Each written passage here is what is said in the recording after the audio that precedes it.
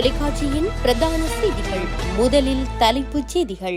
நாட்டில் விமான எரிபொருள் விலை அதிரடி உயர்வு, பயணிகளுக்கு பாரிய சிக்கல். செம்மணி மனித புதுகுழியின் 3ஆம் கட்ட அகழ்வு பணிக்கு அறிவிக்கப்பட்டது திகதி. யாழில் மீட்கப்பட்ட சட்டவிரோத லத்திரனியல் பொருட்கள். உயிருடன் வந்தார் ஹமேனியின் மனைவி. ரஷ்யா பக்கம் திரும்பிய அமெரிக்காவின் கவனம், ராணுவ தளபதியின் அறிவிப்பால் பதற்றம்.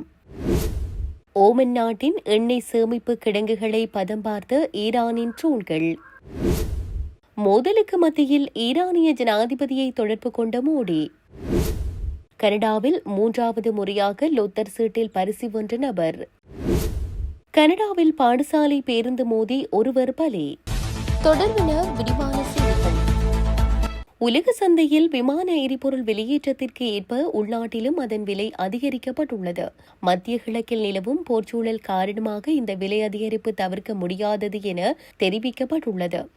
குறித்த விடயத்தை இலங்கை பெட்ரோலிய கூட்டுத்தாபனத்தின் மேலாண் இயக்குநர் கலாநிதி மயூராநிதி குமார் தெரிவித்துள்ளார்.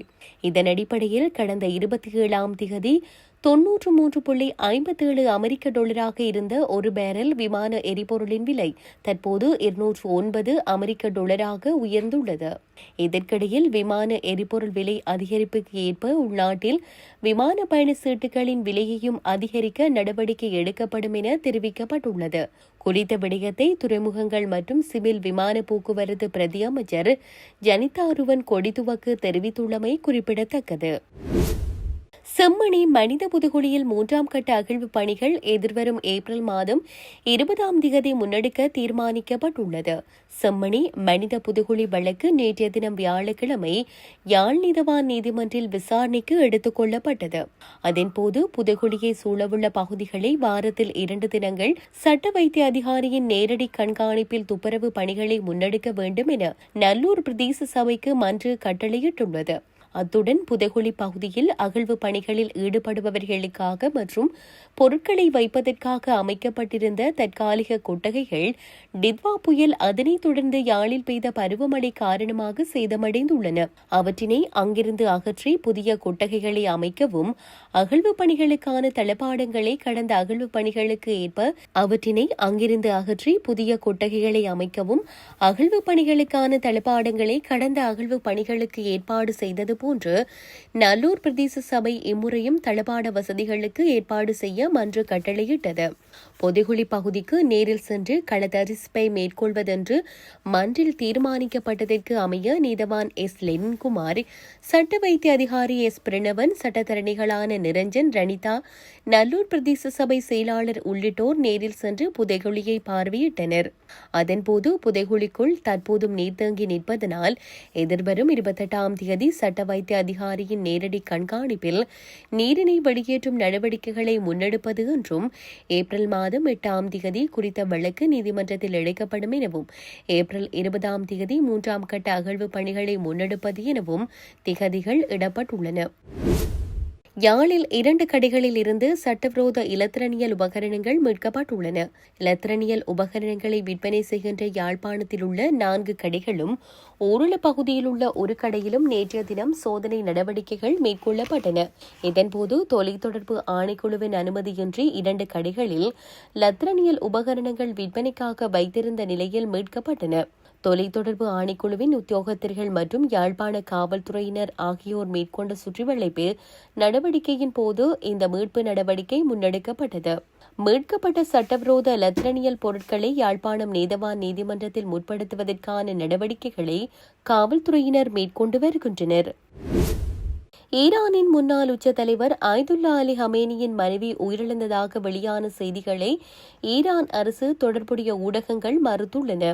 ஈரான் அரசு சார்பு முக்கிய ஊடகங்கள் வெளியிட்ட தகவலின்படி ஹமேனியின் மனைவி மன்சூரே ஹோஜஸ்தே பஹர்ஷாதே உயிருடன் இருப்பதாக தெரிய வருகிறது.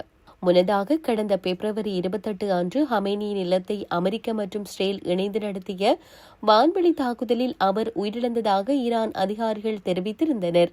அதன் தாக்குதலில் காயமடைந்ததால் ஹமேனியின் மனைவி உயிரிழந்ததாக சில ஊடகங்களில் தகவல்கள் வெளியாகியிருந்தன. ஆனால் அவை தவறான தகவல்கள் என தற்போது அறிவிக்கப்பட்டுள்ளது. மேலும் புரட்சித் தலைவர் ஹமேனியின் மனைவி உயிருடன் உள்ளார். அவர் உயிரிழந்ததாக வெளியான ஆரம்ப செய்திகள் தவறானவை என்று குறிப்பிடப்பட்டுள்ளது.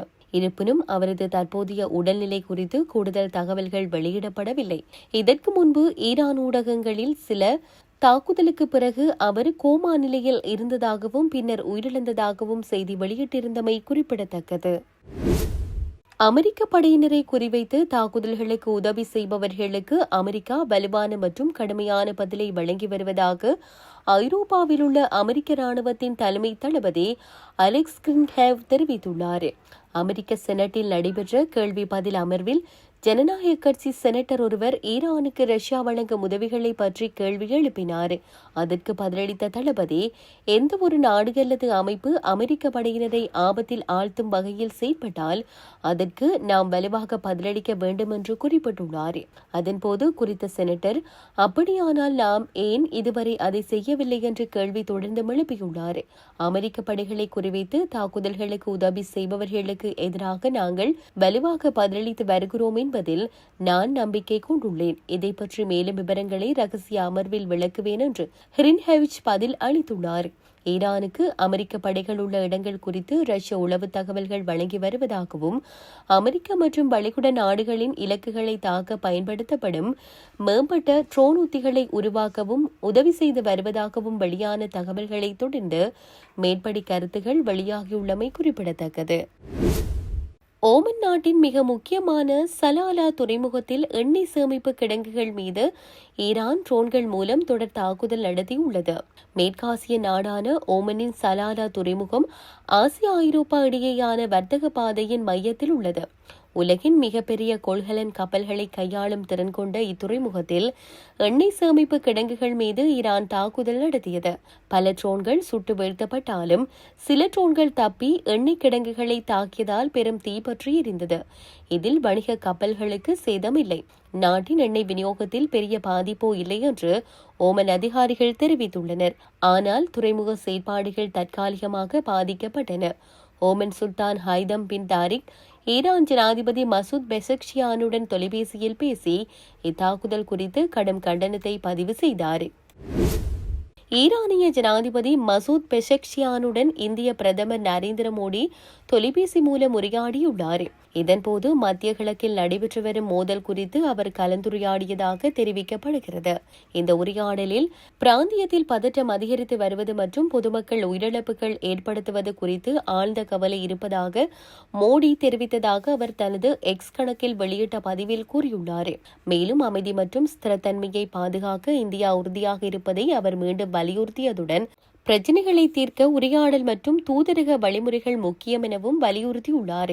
அதே நேரத்தில் வெளிநாடுகளில் உள்ள இந்திய குடிமக்களின் பாதுகாப்பு தான் தனது முக்கிய முன்னுரிமை எனவும் பொருட்கள் மற்றும் ஆற்றல் வளங்களை தடையின்றி பேணப்படுவது அவசியம் எனவும் மோடி குறிப்பிட்டுள்ளார். அதிர்ஷ்ட தேவதை ஒருவருக்கு மீண்டும் மீண்டும் கதவை தட்டுவது அரிதான விடயம். ஆனால் கனடாவின் வடக்கு ஒன்டாரியோவை சேர்ந்த மார்செல் லெக்லேர் என்பவருக்கு இது 3வது முறையாக நிகழ்ந்துள்ளது. அண்மையில் அவர் விளையாடிய லாட்டரியில் $88,888 வென்று அனைவரையும் ஆச்சரியத்தில் ஆழ்த்தியுள்ளார். சட்பரி பகுதியைச் சேர்ந்த 73 வயதான ஓய்வு பெற்ற டாக்ஸி ஓட்டுநரான மார்செல் கடந்த 40 ஆண்டுகளாக லாட்டரி விளையாடி வருகிறார். இம்முறை அவர் இன்ஸ்டன்ட் லூனர் 80 என்ற ஸ்கிராட்ச் கார்டை தேர்வு செய்து ஒரு சுவாரஸ்யமான காரணம் உண்டு என குறிப்பிடுகின்றார். ஹாக்கி வீரர் டேவிட் பாஸ்டர்நாக்கின் தீவிர ரசிகரான லெக்லர் அந்த வீரரின் ஜெர்சி எண் 88 லாட்டரி சீட்டில் 8 என்ற எண்ணை கண்டதும் தனது அபிமான வீரனின் நினைவாக அந்த டிக்கெட்டை கொள்வனவு செய்துள்ளார். அதுவே அவருக்கு மிகப்பெரிய பரிசை தந்துவிட்டது. மார்செல் லெக்லர் இதற்கு முன்பும் மிகப்பெரிய தொகையை வென்றுள்ளார் என்பது குறிப்பிடத்தக்கது.